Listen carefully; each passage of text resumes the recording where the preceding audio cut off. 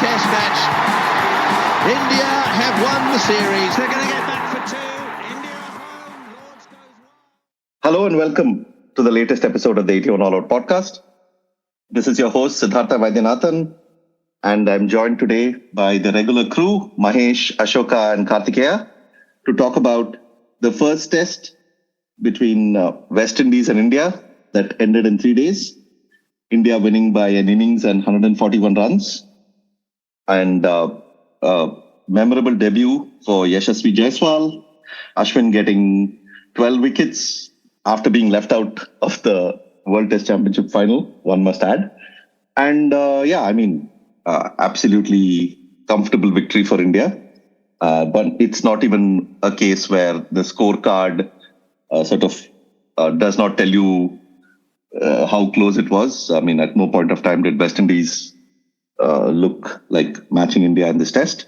So yeah, Mahesh, Ashoka, Kartikeya, all of them on Twitter. Regular listeners will be familiar with them, and I'll link their handles and Kartikeya Substack and his page where you can find all his columns for ESPN Cricket Info. So big picture thoughts.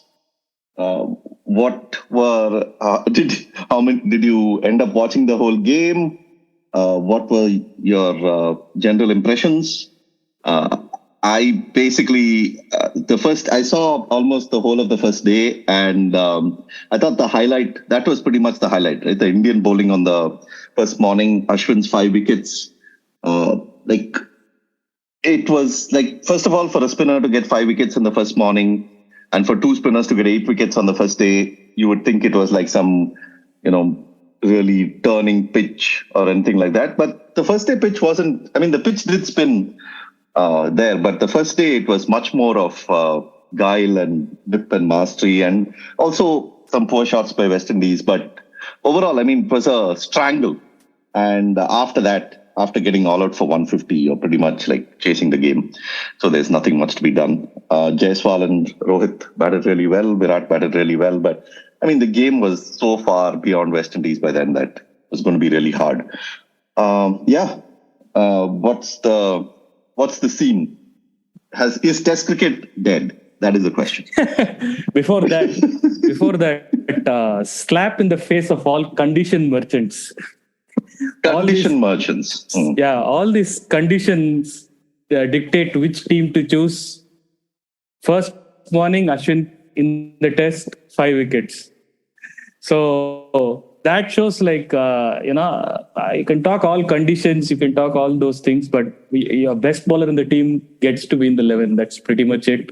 And he took 12 wickets, 15 wickets, I don't care. So he took how many wickets? I think he took 12. He took 12. Yeah.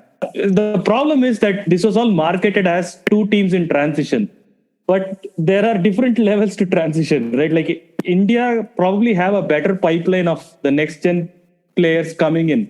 You may argue that they may not be as brilliant as the batch that is going out. But they are still, they still play a lot of cricket. Whereas West Indies, that pipeline is broken. I mean, they are scraping to get people, especially in the bowling department. If you look past Kemar Roach, Gabriel, who's always, almost always getting injured, and then Holder, you only have Alzari Joseph, and then, that's about it. The rest, they show promise, but they don't have that much experience, first class or otherwise. So, and batting, probably they have 2-3 guys who can, who have promise, but their transition looks very bleak compared to Indian transition. And if you give that kind of a pitch to this Indian team with Ashwin and Jadeja and Akshar Patel in reserve, I don't think the result is going to come out in your favor. And pretty much everything that can go wrong for the West Indies went wrong. So very, sad. This is like, back in like the 90s when India hardly had much of a pace bowling depth. you give like a fast pitch in Mohali to, West Indies pacers who know exactly what to do on them, and that's it. They'll basically destroy you, right? So, yeah, this was the reverse of that. And the other thing is that I think of all the teams, I mean, India basically have off late gone to West Indies and been so dominant. I mean, I don't think any other team has been so dominant against West Indies as much as India has. I mean, England, of course, haven't even won there for since 2004. That is quite a shocker. But, even teams like Australia, South Africa, I mean, they've gone and won there, but I don't think they've blown away West Indies the way India have. I mean, in the last series, Bumrah went there and just it was trick shots for him, right? Trick shot series, almost trick balls. And now. So, yeah, I think, they could have prepared a better pitch. They could have probably prepared a faster pitch.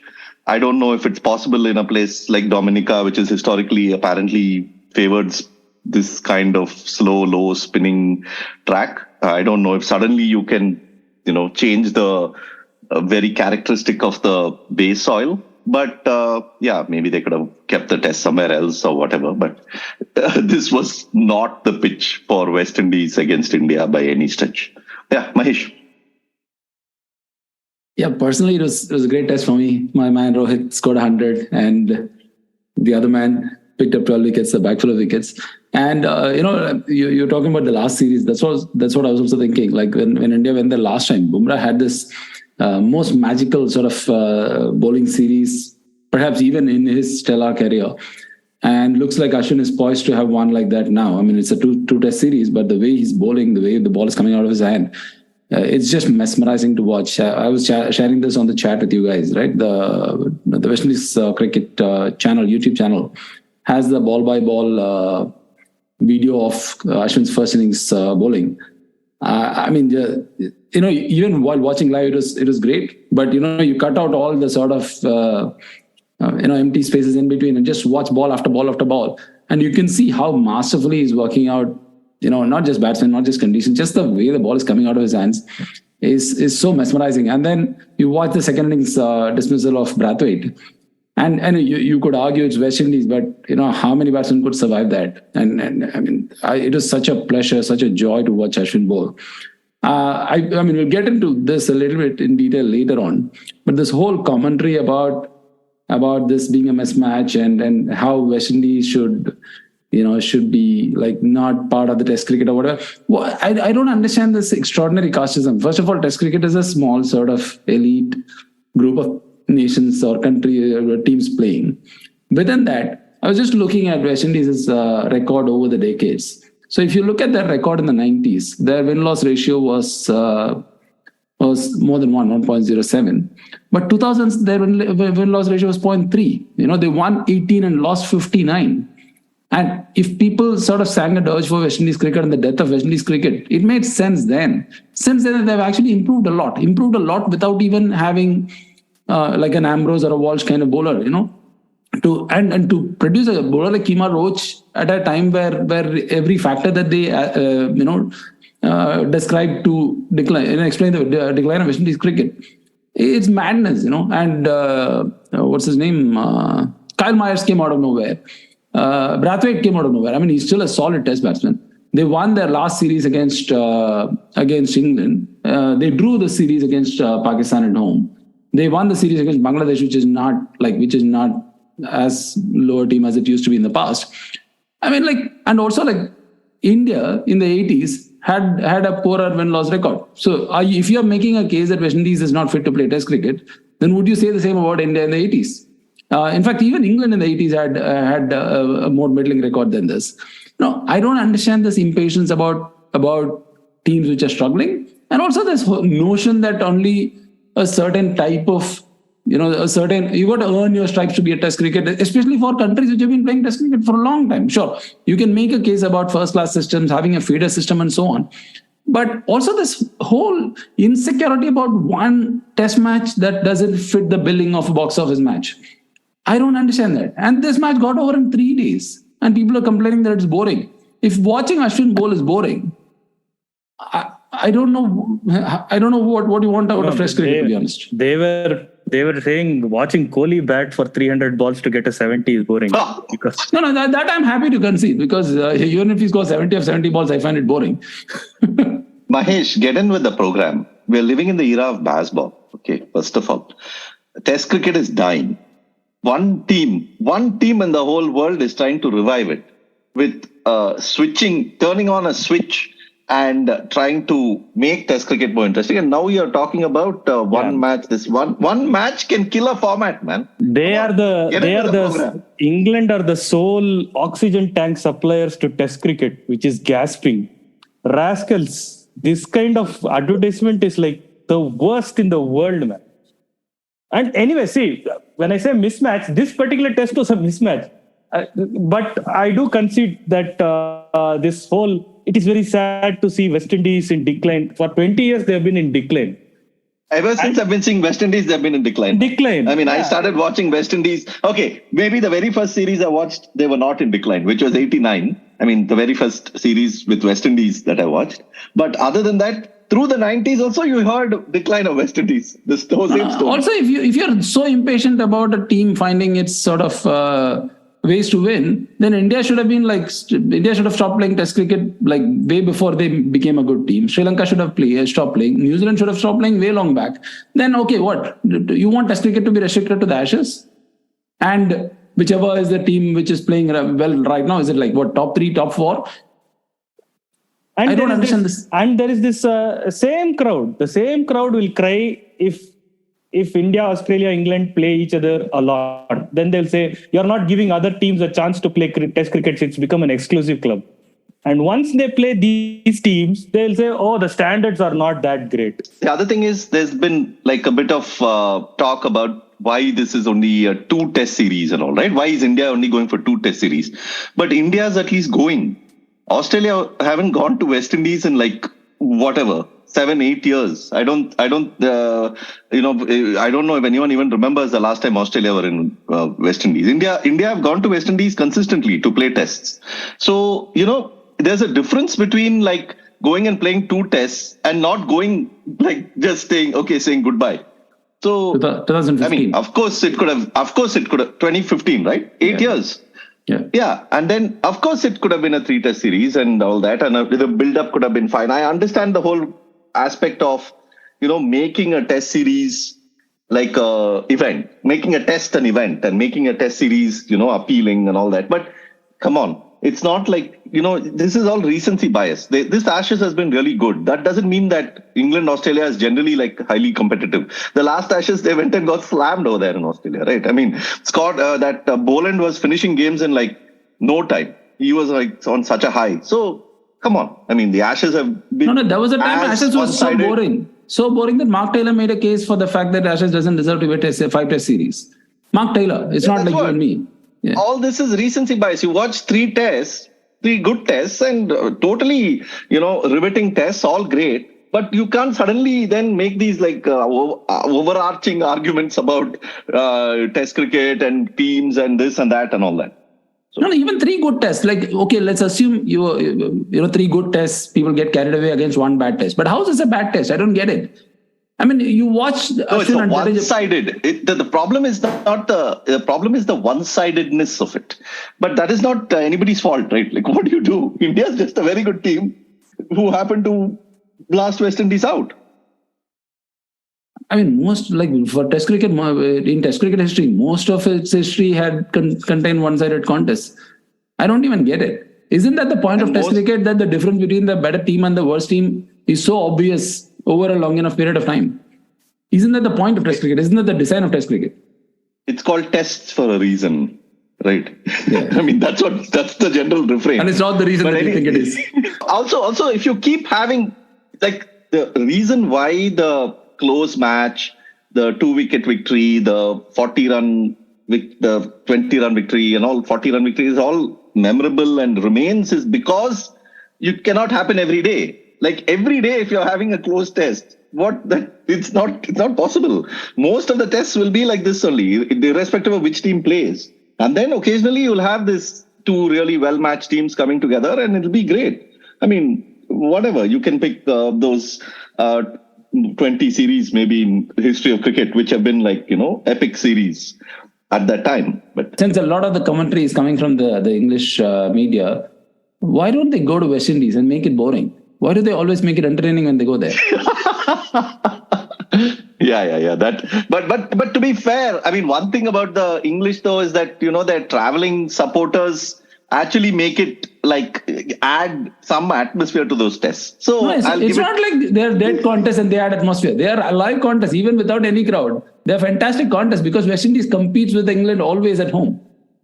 Yeah, there's a big mystery. I don't understand how they do that, man. But anyway, this Pat Cummins fan has been completely muted over here. So, Kartikeya, welcome. Hope you saw the test and were not immersed in Cummins mania. What did you make of it? No, I will come to everybody one by one. But first, did Ashoka really say Ashwin took 12 wickets or 15 wickets? I don't care how many he took.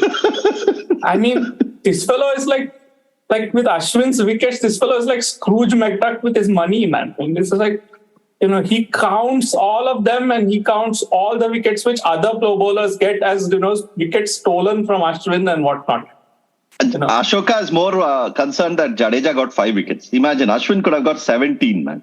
I mean, any other team who would normally pick one spinner, that spinner could have got like 20 wickets in this match.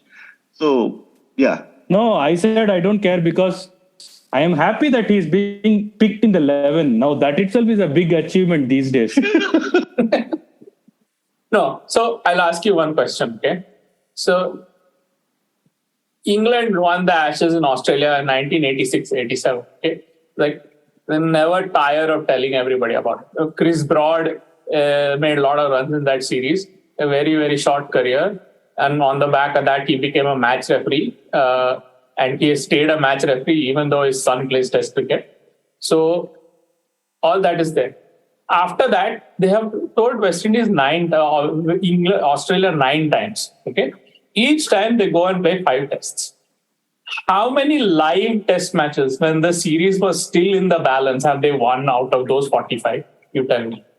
Melbourne 98, I remember. And that series which they actually won, that the one under Alistair Cook. No, Andrew Strauss. No. In Melbourne 98, the Ashes are already decided. Australia had already retained them.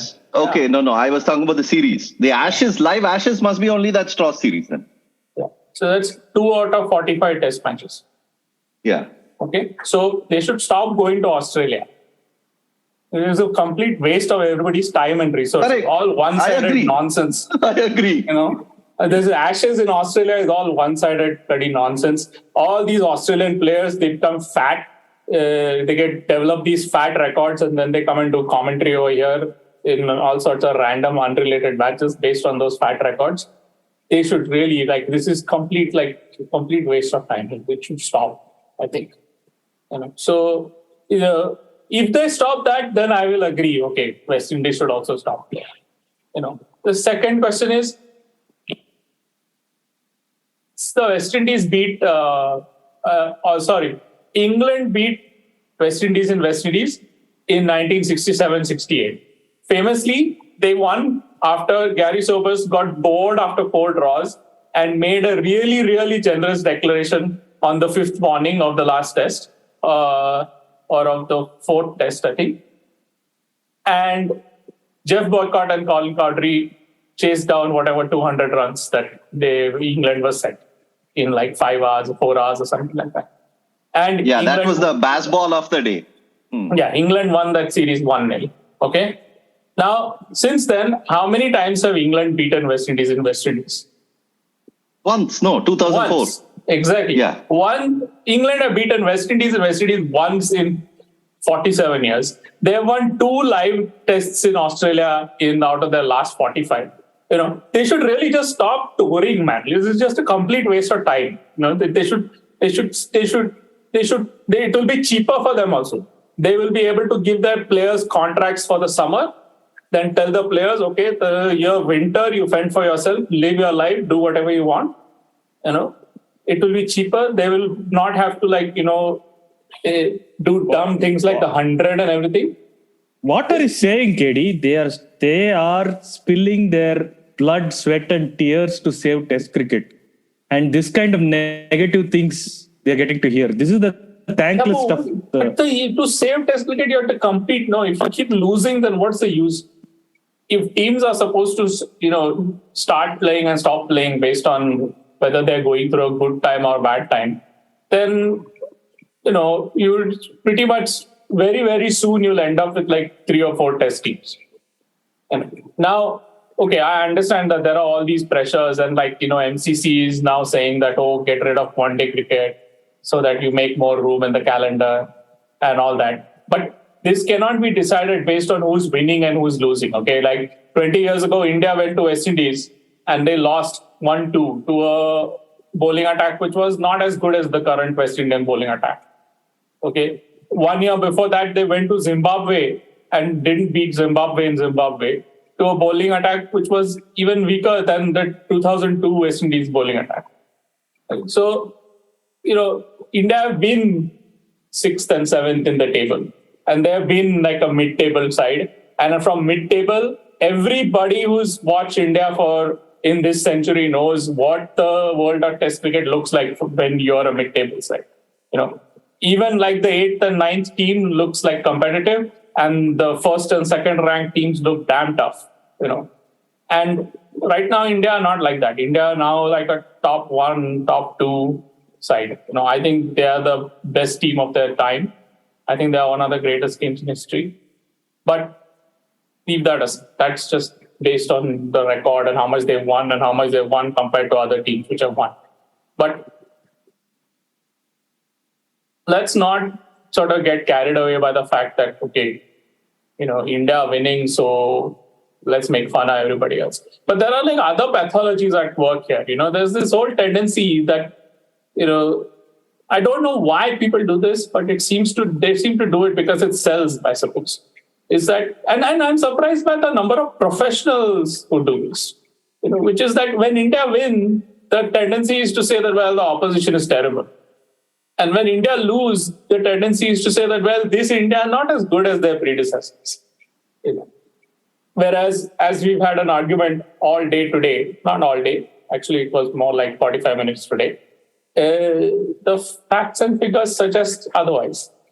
I won't go into it in detail here, but that's for another day. But anyway, so...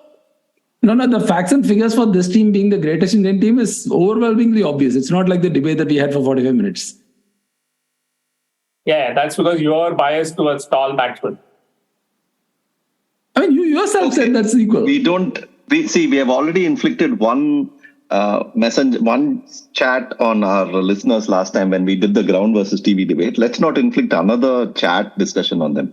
Continue about the test match. Okay, just for the sake of fair disclaimer, we are talking about VVS Lakshman versus Rahane. There'll be a special episode on that. We're going to spend 2 hours talking about it. I will delete everything starting from hello, welcome to 81 All Out to thanks for listening. I will delete the entire thing. That is the most useless debate you guys are having. Yeah. Let's not inflict our useless debates on our listeners. Now, continue about this test match, about Ashwin and all these other things that we mentioned. Kartikeya. I think the test match is basically a perfect storm for West Indies. The kind that teams which are not doing well or going through a bad phase, tend to suffer all too often. So like, firstly, they face, there were some holes in this Indian side, right? Like the seam attack is, let's be generous, let's call it second string. It's not very good, frankly, but then India drew this test became this game in Dominica, not in like Barbados or Sabina Park or something like that. And it turned out to be a winger toss and bat first pitch. It turned out to be a pitch on which West Indies left out Gabriel in favor of an extra spinner. So India were obviously going to play 2 spinners. So, on that, it was it was a tough draw for the West Indies. It's a lot of tough breaks for them in this. I don't know whether they can actually prepare fast pitches in Dominica. Apparently they can't, based on everything that's you read and I've read. We read probably much of the same stuff. But I mean, the Karthik Krishnaswamy was telling me that this Dominica is the most spinner-friendly pitch in the West Indies in the last 8 years or so. So yeah, I mean, this was a tough break for the West Indies, and I don't think there are many teams which could have withstood India on this type of pitch. What was, and I actually we should also sort of diminish what Ashwin and Jadeja achieved on this, because it was a really slow wicket, and Ashwin has become especially good at finding ways to get people out on these really slow wickets. He seems to be able to still find ways to beat the bat. I think he tends to bowl fuller and quicker a little bit, and then he tends to sort of vary his flight a lot. And when it works for him, it works really well. So I think that's one of the reasons why he also goes for a few runs on these kind of situations, because he's sort of trying to buy batsmen basically. So whereas the standard tendency, is to bowl flatter and quicker and try to sort of try to overcome the slowness of the pitch by brute force. And that we've seen in India in the 2000s, and even in the 2015, 16, 17, there were a few very, very flat pitches when New Zealand and England came to India. And we've seen that doesn't always work, for the spinner. So the spinner has to sort of find ways to beat the bat, and Ashwin seems to be able to. But okay, he has 93 tests worth of experience now. He's seen pretty much every kind of test pitch there is to see by now. He knows what he's doing, and so yeah, all in all, this was like the anti-81 all-out test. No? Not only did India win, all the holy cows of 81 all-out did well. Yeah, there was a chance of West Indies being bowled out for 81 all-out in the second innings, right? They were 55 for 5 or something at some point. There was a chance of Rohit Sharma being LBW in the second over, man. I thought that was out. With that arm, it was umpire's call. Umpire's call. Yeah. That hit slightly above the knee roll, though. So usually they don't give that. There was some doubt, but he should have given it. Yeah, you just want to get at Mahesh now. So, but it's not like Kohli. No, if Rohit doesn't score 100 this innings, he'll score next innings. How does it matter? Anyway, there are no Kohli bucks in this podcast to defend him. So you're taking pot shots at some poor guy. Yeah, don't attack the people who have no bucks over here. Yeah, our listener base will go into negative, man, if that's at all possible. If you keep this. No. The point about the spinners, though, is that the Cornwall and Warwican, they might have appeared to be average bowlers simply because you were comparing with what Ashwin and Jadeja were doing, but they were actually bowling some pretty good spells. I think Cornwall's a pretty good bowler. And, most people tend to, focus on his girth and his size and this and that and all. But, if you look purely at what he's doing as a spinner, I think he's a really smart spinner who can, he got a bit injured during the match, but, he could have, and he bats pretty well as well. So he's a really useful cricketer to have. But Ashwin... He is. But the thing is, the Ashwin and Jadeja is given these conditions and given their experience and their craft are so far ahead that suddenly even a spinner like Cornwall, who would have troubled a lot of sides in this on this pitch, definitely would have troubled many touring sides on this pitch. Looks pretty innocuous. And he was troubling the Indian batsman as well, right? He got injured, then he went off the attack. The difference between Warwicken and him is that Warwicken can occasionally bowl those. I mean, he was also getting quite a bit of purchase from the wicket, but he keeps bowling those 4 balls twice over almost, and at least once an over, and that releases so much of pressure. The difference is Cornwall has a lot more control. I mean, of course, he doesn't have the craft of Ashwin and Jadeja, but he still has a lot more control on a wicket like that where he was getting quite a bit of purchase. He was actually bowling quite well before he had to leave the field and be taken off the bowling. Yeah, so what I was trying to say is that this sort of gave you an idea of the different levels of quality of a spinner, right? And let's be honest here. I mean, Warwicken is far better than what many other spinners in the world can be. He is an elite spinner in himself. So you have him who ends up giving that one or two loose balls every over, which is not, by the way, not uncommon. I mean, you just saw Moeen bowling in England. Moeen bowling in England, and there have been times when Jack Leach himself, who is England's primary spinner, who has given that one loose ball in the over in many phases of his career, etc. Then you have Cornwall, who's giving you good control, who's troubling the bat, who's making the batsman guess.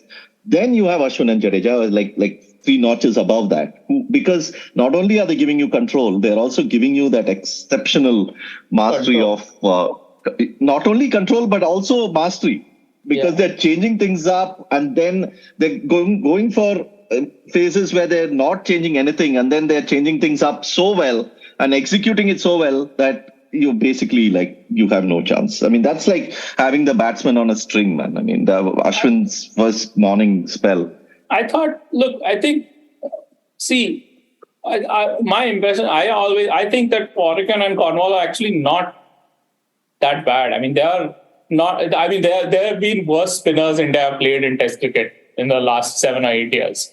They're good. I mean, these two spinners are better than Dom Bess, for example. Okay, I mean, or even I think they are also better than Moeen, for example. There's a difference, right?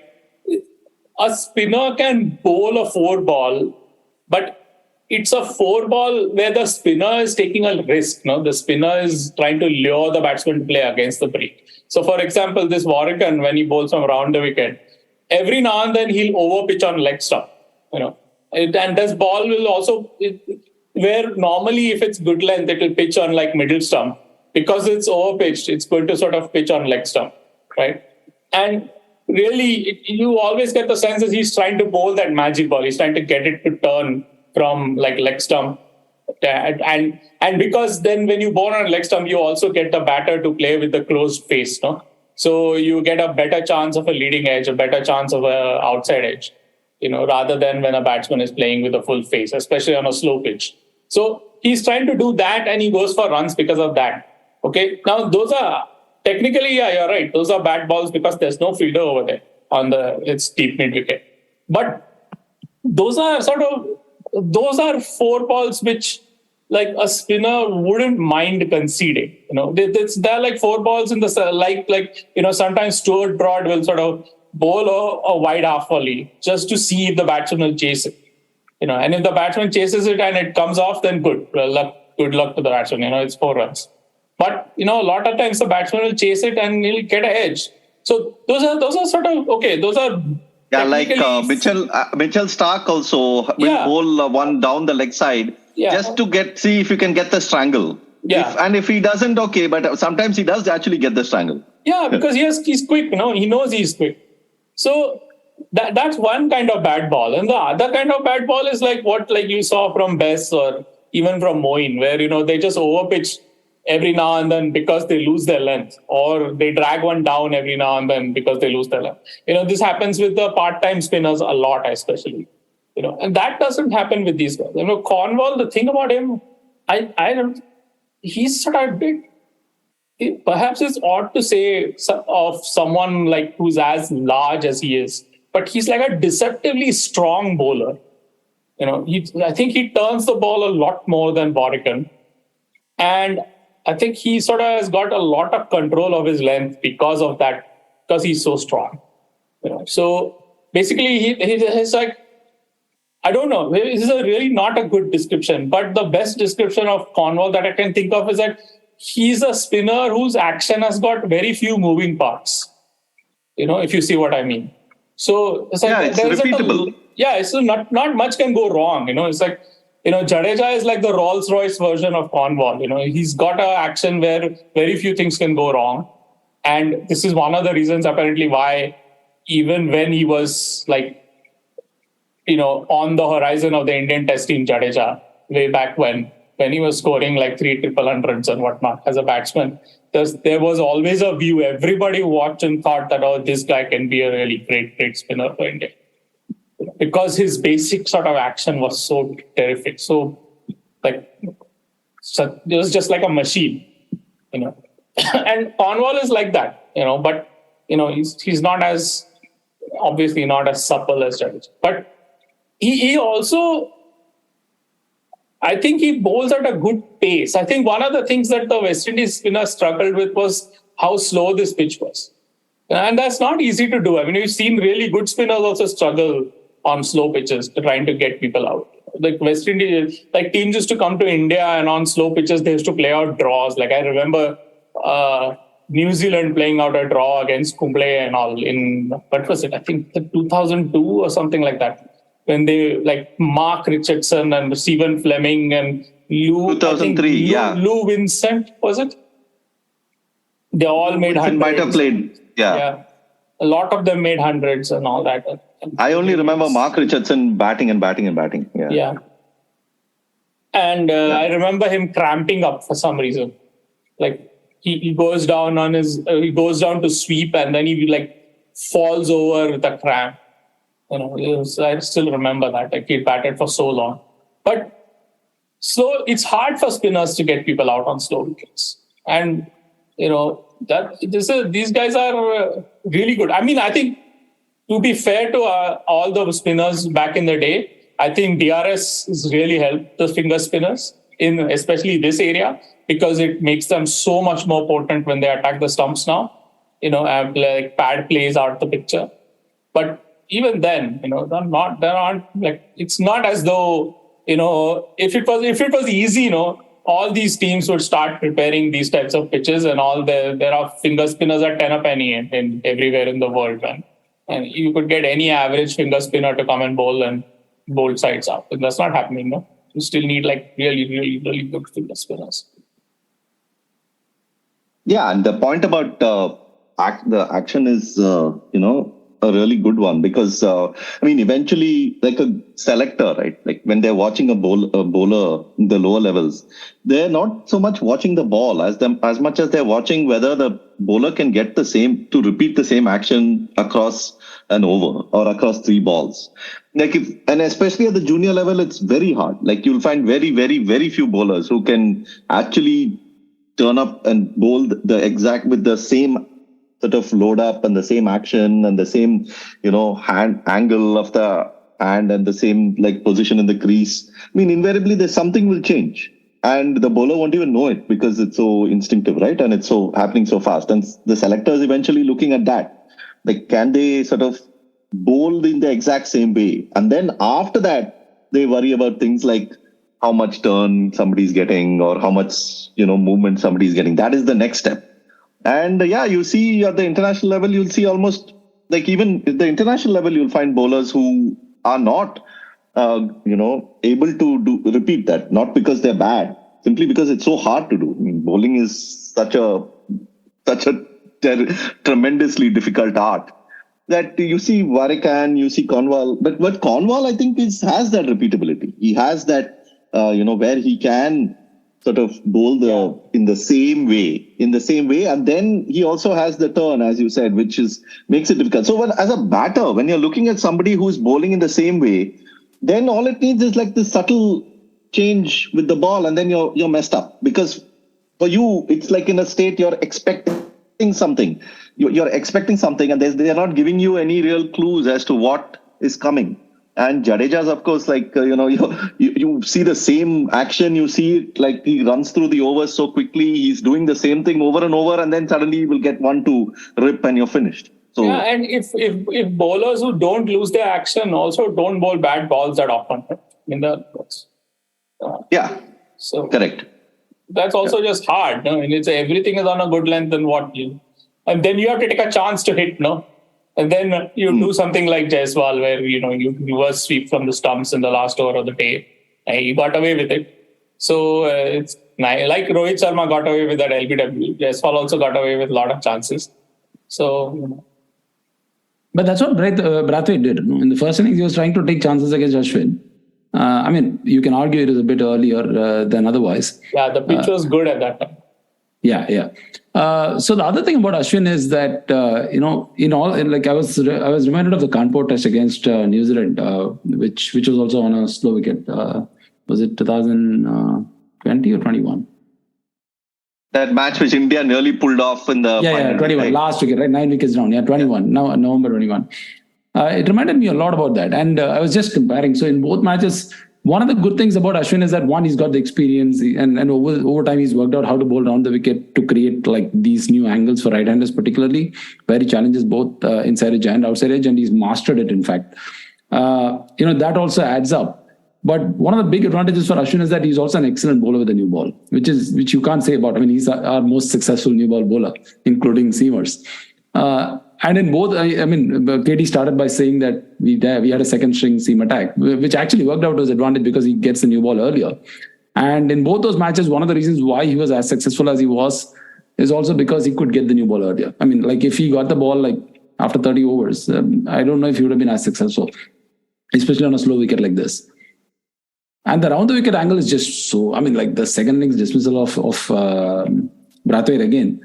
I can't watch it enough times, man. It's so beautiful to watch. Even Chandrapal dismissal. The first innings dismissal of Chandrapal. I mean, that first wicket that goes down in the test. I mean, what a build-up. Forget the ball itself, which was almost, reminded me of his ball to Alistair Cook, that memorable one. But the sort of the balls that were going before, it was quite gripping to even watch him trying to bowl to Chandrapal. Of course, it was breathtaking to watch live.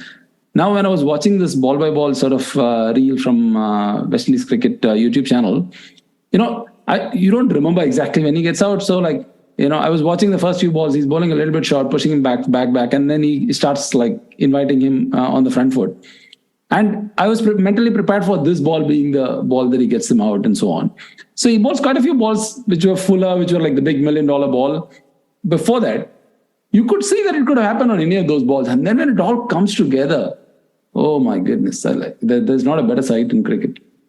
And there's a lovely piece that Karthik wrote on Cricinfo, Karthik Krishnaswamy, and where he mentions that crucial detail, which I had missed the first time, where he mentioned the crucial detail of Ashwin actually going, his front foot was actually wide of the the side crease when he bowled that ball. I mean, which is legal, of course. Your back foot needs to be behind. So the angle at which he was going for that $1 million ball was also he wanted to get that steep angle in for the drift so that the ball then goes away with the spin, which was, a lovely little detail that he had in that piece. That's what control means. No? And it's not, at its simplest level, control is okay, Ashwin wants to bowl a ball at a particular line and length, and he can bowl that 99 or 100 times over there when he wants to, and he can do that while turning the ball really hard. That's one thing. But control is also then using this sort of raw material that you got to sort of, try and make the batter do play lines that the batter shouldn't be playing at and leave lines that the batter should be playing at. Play down the wrong line, miss the line, get the batter's eyes outside the line of the ball. See if the angle makes the drift more effective. See if bowling closer to the stumps, makes the LBW much more likely. I think one of the other things that sadly happened in this test is that the West Indies sort of had a bit of, bad luck with their reviews. They ran out of reviews pretty early. When India was still only 1 down or 2 down, they ran out of all their reviews.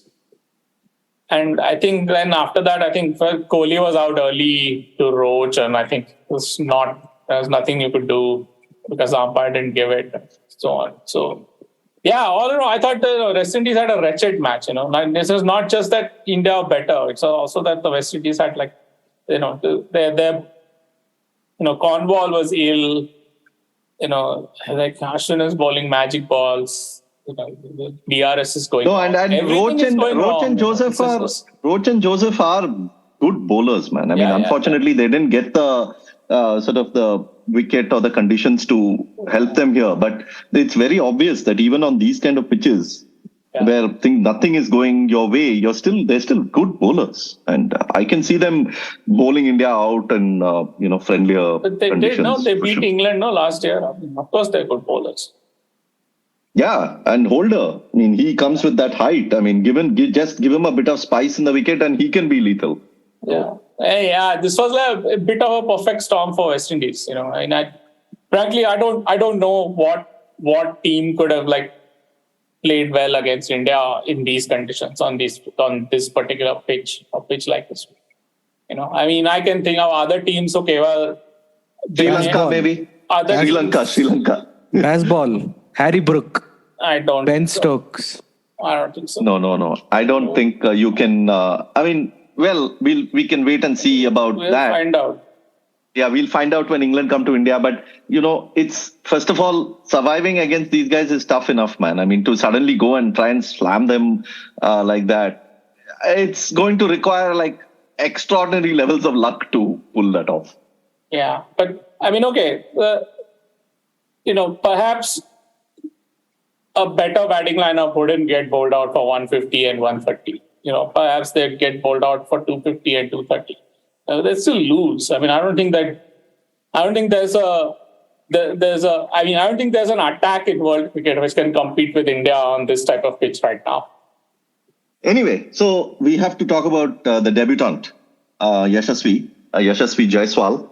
I thought you were going to talk about Athanaze. Alick Athanaze, he had the best game for West Indies. So, sure. Definitely worth a mention, but let's. He looks promising. He can attack, he can defend. He's pretty well organized. His technique is pretty good. Jaiswal or Athanaze? Athanaze, okay. Yeah. I quite like the way he played. I'm quite excited. Yeah. And what about Jaiswal? Jaiswal, we know, right? We have. I mean, at least now, with all even the domestic test matches being telecast, this is not the first time at least few people are seeing Jaiswal. So I kind of expected him to do well. Not 171 on debut well, but at least I expected him to look sorted, not be out of place and stuff like that. On that front, he was very good. And he looks, I mean, what I have to say for Jaiswal, I also have to say for Athanaze. I would like to see them bat on a spicier pitch facing faster bowlers before we can. I swear I thought he was going to say I'd like to see them sign for CSK. They're not. Athanaze, maybe Athanaze is still up for grabs, but this guy, he plays for Rajasthan, right? He's their star, man. Point was that maybe against faster bowlers than Shardul. Not faster, same bowlers on even Roach and Alzari on a better pitch for them. Roach not so much, but Alzari and even Holder against them in a pitch with bounce and seam movement. That's when you'll know. Probably you'll have a better measure of Jaiswal. But then that is just the same uncle tendency. What is the Sena record? Where did he perform when it mattered stuff? This is just a variation of it. He got a chance, he performed. It's not his fault that he got picked for the West Indies tour when West Indies didn't have players to challenge him on a pitch where they couldn't do much. That's not his fault. He got a chance, he came in, he batted really well, he got 171. That's great. So did Athanaze. I mean, to look sorted against Ashwin and Jadeja on this pitch, he looked pretty comfortable. So both debutants were very good too. I mean, this is a good find for both India and West Indies. Where does this leave our man? I should say my man, KL Rahul. KL Rahul should go back to Lucknow Super Giants for life. Do not even mention his name on his podcast. Anyway, he's playing Test cricket for LSG. How does it matter? Why should he play for India? It's basically the anti-Karnataka lobby that is piling on now. What Poor anti-Karnataka lobby? I think when KL Rahul, when his injury is over, he walks straight back into the Test team. It's that simple. And bats where? That is the He question. opens the batting, man, obviously. Oh, so you'll leave Jaiswal out? Of course. It's not even a question. No, I'm staying on point now. One of the things that was said about Jaiswal, especially on the back of a selection ahead of Sarfaraz and ahead of Abhimanyu Ishwaran, is this, has he gotten there because of his IPL exploits, right? And which is kind of not true given his first class record and so on. And also Rohit also explained the importance of having a left-hander in the lineup and so on. So there's pretty good merit in why he was chosen. But if you were to, if I had that opinion, one thing I would have looked forward to see him do is how does he bat, first of all, in a test match and especially on a slow wicket, And he did everything he had to do, right? He had the patience, he was able to grind it out. And on the occasions where the opportunity presented itself, he was able to hit boundaries, which goes with his reputation. So he could have had greater challenges, but of the challenges that he got, he came out of it pretty well, so smoothly. So if for all those people who thought that he got ahead of the queue because of his IPL exploits, I guess they'll have to wait for a while longer. See, I don't know. He in his first class, he's not he has had a quick century or two in his first class as well, but generally he plays conventional cricket, dude, in his very small first class career also. He's not like he has... Yeah, just some 80 or something, no, in first class cricket. Yeah. The average is 80 and the strike rate is about 65. I'm not saying that. I'm just saying this whole perception, could have been cemented if he got out to a low score on a slow wicket. He's an India A alum, man. So it's not a surprise that he's been picked. See, I know you guys don't agree with me about this, okay? But I think there are two things which are true about the batting side of things. One is that it really doesn't matter that much. And the second is that in this generation, it's anybody who has a record where they are in contention to play for India are going to be decent test players. Now whether they'll end up being 10,000 run players like Shubman Gill, or whether they'll end up being competent, useful players like Mayank Agarwal, is a separate question. But and there's a good reason for that. No, for example, and actually Sachin Tendulkar has this famous interview in which he explains this. Says that back then in the 90s. When India, it used to be a big deal, about Vikram Rathore and all these people coming and playing. Back then in the 90s, it used to be that finding a batter who's used to facing fast bowling was a big deal. It was rare because in the Ranji Trophy, as Sachin Tendulkar once explained, it's for a test opener back then, they were lucky if they faced 15 overs of seam bowling in the first session of a Ranji Trophy match in India back then. Whereas in a test match, Tendulkar once said that a batsman is lucky if he faces 15 overs of spin in a whole day. So what you're getting trained for in the Ranji Trophy and what you expect to face in the test match are two completely different things back then in the 90s. But that's not true anymore. No? Now all these players know all their opponents from all over the world. They've played India A against India A. They've played this IPL. They played this, that. They know everybody. So the jump is not that great anymore. Also, all Ranji teams have at least some pretty decent seam bowling, and the Seam pitches bowling, also favor seam. Quite a few pitches favor seam also. Yeah, quite a few favor them a lot, man. I mean, that team's getting like 90 all out. Yeah. Team get bowled out for less than 100 in the first day and all. Many times. So I mean, look, there are, I think, about 10 or 12 almost equally good batters available to India right now. They pick like 5 or 6 of them, depending on who's available, who's fit, who's in form, etc., who's too old, who's too young. I mean, I think one of the interesting questions right now is whether, how much Jaiswal's age had to do with him being picked, because one of the problems India have had right now is that they've had such a successful generation that they've all gotten old together. And so now basically if they look for players who are like in that 20 to 24 range, which is where traditionally India have found their most successful, long-lasting batters, then it means that like almost 10 years worth of batters they are discarding, like Bihari, Mayank Agarwal. Then there are a whole lot of batters in that 29, 30, 31, 32 age right now, 28, who are not going to get a look in if they start going for like Gill and Jaiswal and things like that. And the bigger danger for all these batters is that if like Jaiswal and Gill like start scoring hundreds in Test cricket, then like the spot is gone, no? Then there's even fewer spots.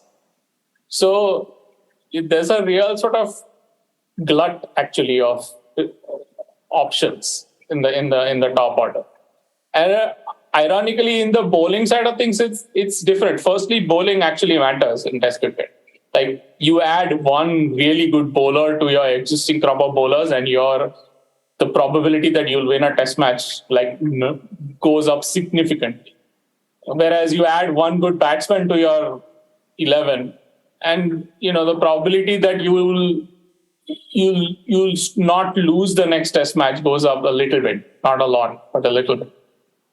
Like for example, one of the things that people say when they talk about the current West Indies is that, the West Indies side 20 years ago had Lara and Chanderpaul and Sarwan, and they were much better batting side. But what use was it? Lara made 19 Test hundreds after Ambrose and Walsh retired. Of those, only 3 came in victories, and 2 of those victories were against Bangladesh and Zimbabwe. And the third one was against Pakistan, and the Pakistan lineup West Indies faced in that match was who? Abdul Razak, Navedul Hassan, Danish Kaneria, Shahid Afridi, and I think Shabbir Ahmed. This is in 2005. Okay, so even the mountains of runs Lara was making couldn't stop West Indies from losing Test matches. So West Indies went to South Africa in 98, 99 and got blanked 5-0, man. I mean, what? Even with Ambrose and Walsh. Even with Ambrose and Walsh. Yeah. What? So, I mean, the sort of the marginal utility of having one extra top-class bowler is vastly, vastly greater than the marginal utility of having like even 2 or 3 extra top-class batters. I had to make one important point here. Kerry started by saying, I don't think you guys agree. But we do agree. See, there's no denying the fact that batting makes a marginal difference to the increased probability of saving a Test match as against adding a quality bowler. But the most important factor that you don't consider is that a better batsman, a better batting lineup helps you salvage some respect. Instead of getting all out for 150 and 130, if they got all out for 250 and 270 with a couple of batsmen scoring 100, rearguard action, it salvages respect. And that is important. Then you can have headlines like... You have to win. You have to compete. What respect? What use is respect, man? No, if you look at all the great sort of 90s innings, abroad especially, right? Azharuddin's 100 at Lords. In Vain. Sachin's 100 in Perth. Sachin Azharuddin's 100 in Cape Town. You think respect was not like lost when India like getting pounded for 650 for 4? Like, see, I recently met a guy in Singapore who happened to coincidentally go for that fifth day of that Lord's Test when Azharuddin scored the 100. After all these years, he still remembers. Forget respect. Think about it from a cricketing perspective, right?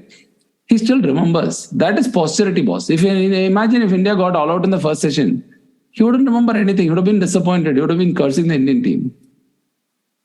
The respect is not lost because once the batting is over, people turn off the TV. Nobody cares what the opposition is batting. If I don't watch, where is the respect gone? Yeah. My respect is only there when Sachin is batting, Azhar is batting. Okay, leave it. I will even watch boring Rahul Dravid bat. Kohli is batting. Yeah, Kohli. Now modern day Kohli batting. Pujara, what man? He's not even scoring boundaries. I'll complain. And then when those guys bat, we turn off the TV. No, then there is no case of respect. No. Pujara, when he's batting, will complain that he's not scoring boundaries. When somebody else tries to score boundaries and gets out, they'll say, you should learn from Pujara. This Pujara not scoring boundaries, most appropriate comment for this podcast. It's like 12th anniversary of Dominica. That correct. We were not doing podcasts at that time. Imagine if we did a podcast after that Dominica test, where this MS Dhoni, Tala for a reason, by the way, went and shook hands and said, "Okay, bye, thank you, bye. We are going. We are not even going for the target." Intent mongering was going on steroids on Twitter at that time. Cedric, please do not start about Dominica with KD on the pod. This is not going to end well. This is not going to end. Forget end well. I wrote a blog post after that Dominica test, and then after that I ended up meeting our dear friend Subhash. And Subhash went on a rampage, man, about why should they have gone? Why can't they do what they want? Why can't it be a draw and all? And then in one Irish pub in New York, we are arguing like over this with one more fellow over there. So yeah, many things happened after Dominica of 2011. One point about Mahesh's thing, which I want to complete. I think it's like a really important point that people often forget. Like in cricket, right? Like if you have like a dead rubber, often like the talk about that, the words used around that is like only pride to play for. Like, so the aspect of respectability is like woven into the grammar of cricket. Like his 100 went in vain, or, only respect. West Indies need to regain the respect of their glory years and all. So it's not a coincidence that when a team basically gets hammered and when one player gets a century, like Sachin used to back then or Azharuddin did back at Lords, that it is remembered because it is very much a part of how people consume the game. The respectability bit. I know you were trolling for large parts, but that is a huge part of the game. No, I mean, that's how I grew up consuming the sport. I mean, I can't deny the fact that I derived immense sense of satisfaction from those rearguard actions, from those innings in vain. But in hindsight, it looks silly, right? Of course it looks silly. Yeah. I mean, even though Tendulkar's 100 at Perth is like so fondly cherished and remembered, but if you look back at it, the team was getting hammered. I mean, and the bowling, and we didn't have the bowling to compete. So that was the thing. Yeah. No, it was the obvious thing. No, like team was getting hammered day in, day out all through the 90s and in the first. But it wasn't that obvious that the team was getting hammered because of how poor the bowling was. Very often people were saying that the batting was collapsing and so the team was getting hammered. Like for instance, 81 all out, our very own podcast, in that game, the batting is the only one that was considered to be the failure, right? Like, but India still did not have the bowling to compete even on that pitch against West Indies. I mean, if you take the two bowling attacks side by side, West Indies still had the better bowling attack for those conditions. No, yeah. So there was a time during the titanium generation of Indian batsmen from Sehwag to Ganguly. There was even this theory that because our bowling is weak, the batsmen have to make up for it. They have to score more to give more buffer for the bat. I said the opposition is irrelevant. The opponent bowling attack is irrelevant. And it's not a contest between the two bowling attacks. As if like these are equal contests. And if you have a superior batting lineup, you can make up for thin resources in bowling. But it's the same trap that people are falling into with baseball. No, they are thinking that this is a batting thing. They're thinking that in England, by scoring quickly and getting 400 or 450 in a day, are then going far ahead of the others. But no, they're just giving their bowlers time, and they have a really good bowling attack that's able to bowl Australia out, like a team like Australia out. I mean, they bowled them out, throughout the series. Baseball is just branding. In fact, I was thinking while I was watching the previous test, especially Mitchell Starc bowling, I'm like, if you get excited about the idea of baseball, this guy has been baseballing all his career. Mitchell Starc plays like there's only one way to play. He is like this high risk approach to bowling, right? It's like Waqar Younis, like style of bowling, and those kind of bowlers are extremely rare, right? Even Malcolm Marshall and Pat Cummins are people who attack from a back of a length. Mitchell Starc is the all-in bowler. I mean, if you appreciate baseball, you should, like, Starc is your poster boy of baseball. Steyn, man. Steyn went for 3.5 in his life, in his test career. Yeah, Steyn is also... Steyn was an extremely attacking bowler. Yeah. So that's what you want. Right? If you appreciate baseball as the spirit or the idea of baseball of basically moving the game forward and accelerating the pace of resolving the stalemate, then these are the poster boys for that, right? And but not this like... Actually, you guys, this whole thing about, this preferential treatment for batting and this treating bowling as second rate, this TV has perpetuated this, because on TV, all the attention is at the batting end. This bowler is some one guy who's running away from you with his back to you, who bowls the ball. It all happens so quickly. Like, even the replay, they never show like the bowler bowling the ball. They only show what happens at the batting end. So this is something that TV has done. It's not just about the TV, no. Batting is just easier to observe. Like, even if you take a non-cricket person and put him on the hot seat for a day, that person will not be able to tell what is going right and what is going wrong with bowling. I mean, sure, they may be able to appreciate sheer pace or like some really obvious craft. But beyond that, even for an outsider, it's easier to make judgments on batting. Also, Kartikeya, your point may be valid about TV, but don't make that point, because only in the previous podcast you were catching the flag. You're holding the flag for TV. So we are supposed to say TV is brilliant. We are not supposed to say. The point is that even though all the attention at the TV end, this whole thing that batsmen can make up for bowlers, it's like a misreading of what the batters are doing, no? That's why you need to go to the ground. That's where you realize the value of bowling. Sorry, one point I want to make related to the transition that Kiri was talking about, Jaiswal being a younger cricketer. During this whole transition thing, two of the people that for whom they made the transition early is Wriddhiman Saha and Ishant Sharma. I know Ishant Sharma has been said that his fitness is not up to scratch or whatever. I'm not sure, but I feel like especially given the kind of 6-7 years preceding that he had, I feel like it's a premature end to what's been a great career. I'm not even sure if it deserves to end the way it did, if we assume it's ended. And Saha was a very specific sort of conscious choice to sort of drop him so that we focus on, one, you had Pant. And if Pant is there, you're not going to play Saha. But it just so happened that after they made the decision, Pant got injured. So my sense is that Saha could have been a pretty good replacement for Pant in his absence, both at home and in England. And with all due respect to Bharat. And now they seem to have moved on from Bharat. I feel quite sorry for Saha in this whole sort of transition thing that he probably still in the peak of his career and he had to pay the price for it.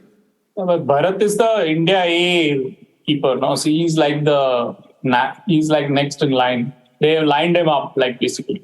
No, the next in line is next, no. But it's not like Kohli's not done, right? He's understudy to Pant, no, basically.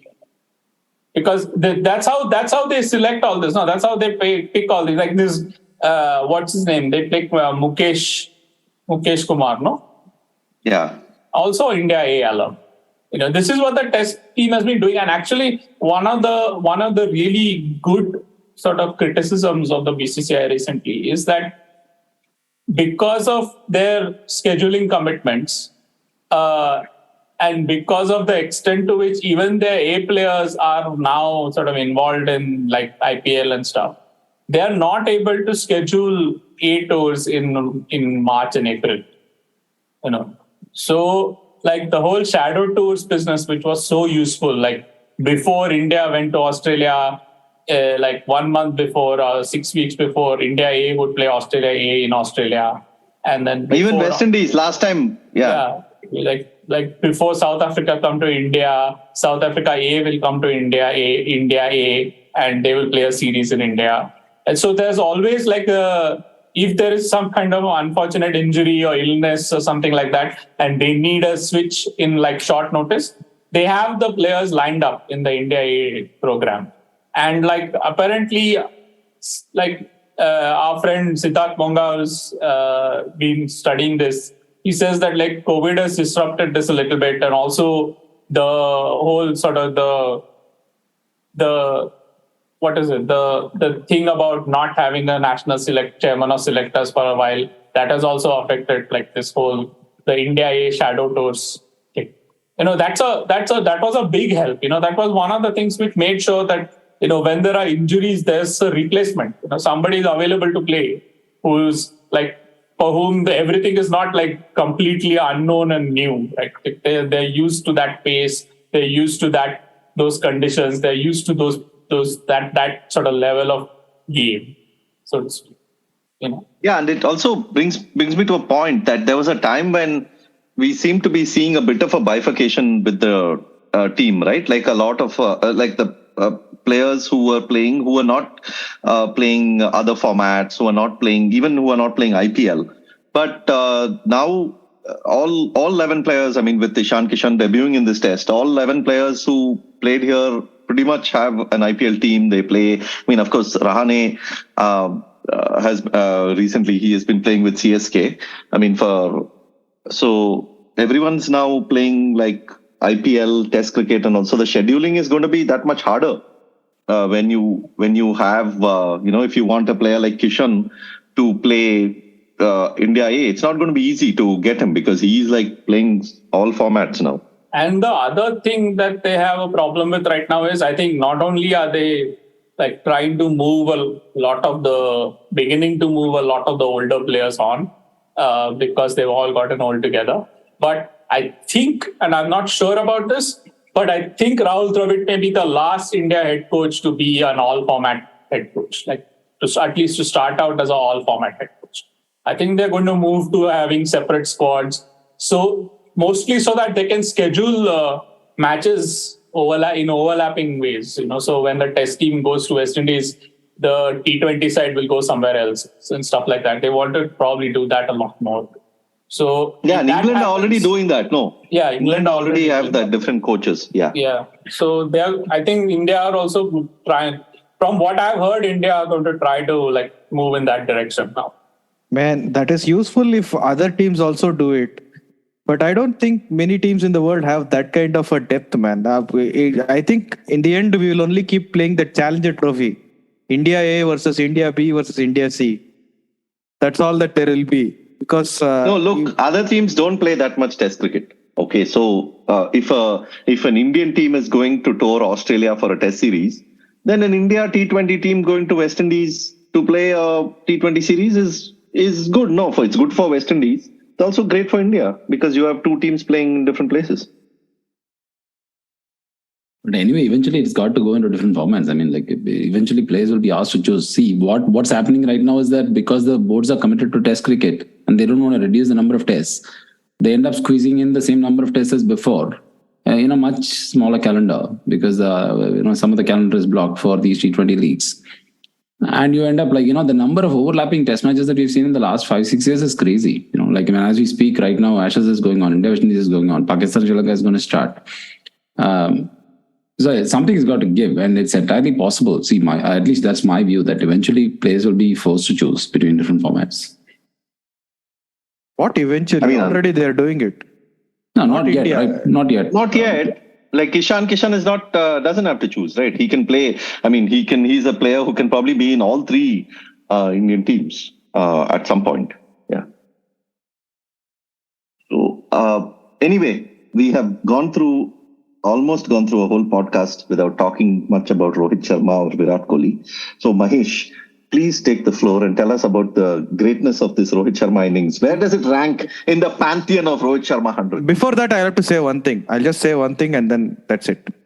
Thank you for listening to the 81 All Out podcast. We'll see you next week. Goodbye. This is my cue to cut it here. Okay. After that, you can talk whatever.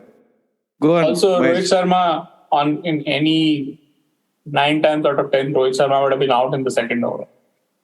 9 times out of 10. Wow. I mean, so much for a KD, guy you who can say that believes about. you got to respect the umpire's call. Yeah, I and do, also, no? KD, you That's can why say I that accept about that he made 100. anything, man. Graham Gooch could have been out, when he was on 20 against. You would have said that if I'm a Graham Gooch, but no. He's just trolling me because Kiran I'm a More Rohit. should have had some gum in his gloves. Kiran More. And then VVS Lakshman could have been out to Ricky Ponting and not made 281. So many No. innings you can say Wait. should have been out, should have been- VVS Lakshman was out to Ricky Ponting. So where is the respect for the umpires? So there is respect. I'm not saying anything about the umpire. The They're score is what it experts. is. The umpire has made an expert judgment there, and the ball was like just nipping the bails. So obviously it was a marginal call. Yeah, so that will go against him a lot of. No. It violates two of your fundamental principles. One, umpires are experts; their judgment has to be respected. No, I didn't Two, say the umpire made a mistake. Two. Listen, if you are a good bowling attack, if you're a good bowler, good enough to get Rohit Sharma out once, you got to keep creating chances. You can't say one dismissal, otherwise you have to got him out. No, that's not how efficiency works. No, that is all true. All I said is, see how upset you are about this one little fact that I dropped. That 9 times out of 10, he would have been out in the second over of the match. All I'm saying is, if not KD, this, then the next. this is the only opposition against which he can score hundreds regularly, man. Let him at least score against West Indies. Okay. Now he will His say, debut. Arey, this guy, this Mahesh, I'll keep telling this. Once this Rohit Sharma hit 2 centuries against West Indies, to justify that those hundreds were great, this guy started saying Shane Shillingford is the greatest off spinner on this Hey, planet. no. Shillingford is a very, very, very fine off spinner. I rate him very, very highly. I mean, not because of Rohit I'm saying this. He was a fine spinner. It is Was he just better a than coincidence. Warikan? I mean, much better, like in a different league, to be honest. Dude, he's just saying this because Shane Shillingford played those 2 tests where that guy scored 100, man. If Rohit Sharma scored 100 against, let's say, If Rohit Sharma did not score 100 on that in that match, India would have been all up 150 or something. I mean, he came in at 83 for 5 or something.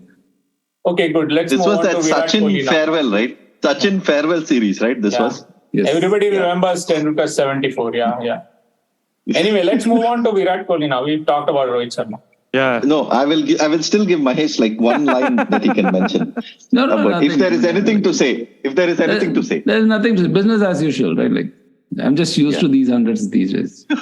Very, very weak, but 100 and out and all. No, what Yeah, happened? no hunger, no What hunger. Yeah, I happened to agree. the whole, take fresh guard and all that? Nothing. He's So that's when he refuses. Chatting He with stops that- being a Mumbaiker. He's chit-chatting with that wicket keeper. Yeah. Oh. Yeah, and then Lack of that seriousness. wicketkeeper asked him, "Why didn't you take off your helmet?" And he says, "I have a hair problem" or something like that. So as No, I'll a tell you- bald man, I'll tell you why. I empathize with him. I'll tell No, you why. also as a senior, right? He got to his century and then he got out because he's guiding and he's shepherding the youngsters. He shepherded Yashasvi Jaiswal. He wanted to give Gill a chance to, And cement then- his place. No, gods have this tendency to shepherd people. So, I mean, you've got to give it to gods. The main talking point of this match we have not reached yet. You guys have all what, Virat? completely wasted this whole podcast. Is Shardul what Thakur. Virat Kohli against spin. Really senior player Virat Kohli, youngster batting 150 plus. Virat Kohli fails to guide him to his 200. How is this such irresponsibility from a senior professional? No. It's not irresponsibility. It's incompetence. He hasn't scored 100 for a while. So he would have forgotten how to score a double 100. He scored 102 tests ago, man. Dude, got 186. Please delete all this Kohli slander that is happening here, man. Please. No, actually, there's some I saw. I won't name them because I am a nice guy. But Since when? 2 or 3 very, very, very, very experienced cricket writers and stuff, they were like, Kohli fails to guide the youngster. And not they're not just thinking it, they're like publishing it to Twitter and stuff. So But what guide the youngster? Like if he gets out, what to do to guide the youngster, first of all? Like he got out. Apparently, the theory is that he got out because Kohli was not guiding him properly. No. If that theory is valid, to a different level. That theory is valid. Given the current vein of form that Kohli is in, he should guide himself first. But see, Rohit Sharma guided Jaiswal to his 100, no? Jaiswal even said afterwards. No, see, I will blame Jaiswal for not guiding Kohli to his 100. What is this? Why can't Jaiswal, as a youngster, can't he take it upon himself to guide a senior player who has done so much? Yeah. Kohli lifted Tendulkar on his shoulder. Exactly. For 15 years. Can't Jaiswal do that? Yeah. Have you seen that Navjot Singh Sidhu speech where he got inspired by that 15-year-old Tendulkar? मैं खेलेगा. I don't know. Jaiswal should have done that. He should have gone to Kohli and said, मैं खेलेगा. Sidhu got inspired from Sachin. It is Kohli's responsibility to get inspired. Jaiswal cannot force himself to get inspired. We have 4 listeners left and 2 of them thinks we are serious. Okay. I actually, this is a great point because the podcast has basically gone off rails. It is better to take all these discussions to Signal and Messenger now. Thank you for joining the podcast, whoever is left. But you 3, first of all, thank you for joining. We will, review the second test and the series after the game at Port of Spain. Which is anyway a strong point for India, India's favorite overseas ground for nearly 45-50 years now. Yeah, and for all you know, they probably will end up with similar conditions and could be a blowout. But hopefully, I'm hoping that West Indies can compete and that they can put up a good show there. 81allout.com is our website. 81allout is our Twitter handle. We are also in the book republishing space. We have republished 3 books. Gideon Hayes' Summer Game is the latest. A history of Australian cricket in the 50s and 60s. A terrific book. Please pick it up. I'll put all the links in the show notes. I'll also put a link to Cricket Beyond the Bazaar by Mike Coward and War Minus the Shooting by Mike Marquesi. Thank you for all of you who have been supporting us on Ko-fi. That's ko-fi.com/81allout. In case you want to, you're somebody who wants to chip in to keep the podcast going, you can, have a regular monthly subscription, or you can just put amount of your choice. Anything is, we are thankful for, and thank you for your generosity. We will join you in about 10 days' time for the next podcast. Thank you. India have won the series. They're going to get back for 2. India home. Lords goes wide.